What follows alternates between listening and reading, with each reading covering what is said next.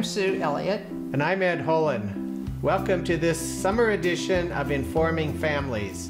You might remember that a few months ago, the State Developmental Disabilities Administration was going to change the state-funded Individual Family Services Program to a Medicaid waiver. So they did that, and it got approved. Well, in fact, now the work really begins. And let's listen to Sheila Collins talk about the services that are going to be available under the IFS waiver. The IFS waiver has a large list of services. It's many of the services that were part of the Individual Family Services program.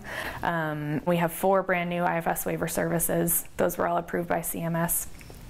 Those include person-centered plan facilitation, peer mentoring, supported parenting, and community engagement. And then we also have some of the old favorite IFS services, the respite, occupational, physical, and speech therapies. The services mainly that we weren't able to maintain as a waiver service were the reimbursements to parents for medical costs and for recreational opportunities, but we did our best to create versions of those services in the waiver. The processing of accessing them is a little bit different.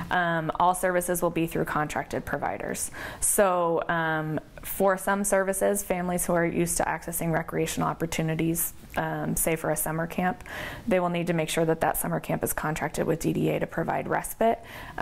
So there may be a little bit of work at the beginning to make sure that people that they want to use as contracted providers are contracted with DDA.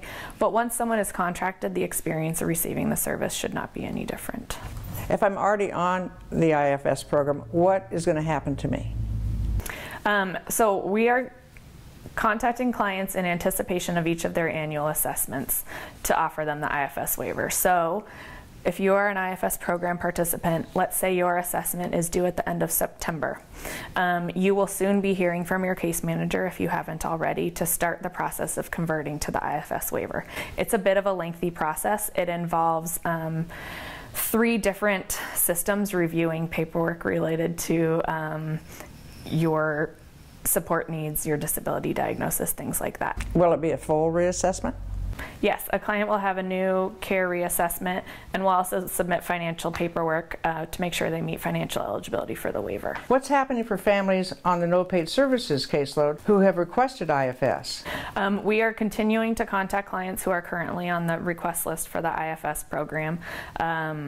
Last I checked, there are about 2,600 clients on the request list. That's down from over 4,000 about a year and a half ago. So that's really exciting. We've been making a lot of progress, and there's clearly still more work to be done. So if you are a client with no paid services, or if you're a client with CFC services and you're interested in receiving IFS waiver services for respite or what have you, you would contact DDA and request an IFS waiver. The case manager would find a time to schedule an assessment to get the information needed to submit the waiver request, and then we would be able to proceed from there. We want to remind you that if you're waiting for this service or haven't asked for this service, you need to use the 1-800 number and call and say, I want to be on the Individual Family Services waiver. For more information, check out the Informing Families website, which has a brand new look. Visit our news page to learn the latest on these and other services. This is brought to you by Informing Families, a trusted source of information that you can depend upon.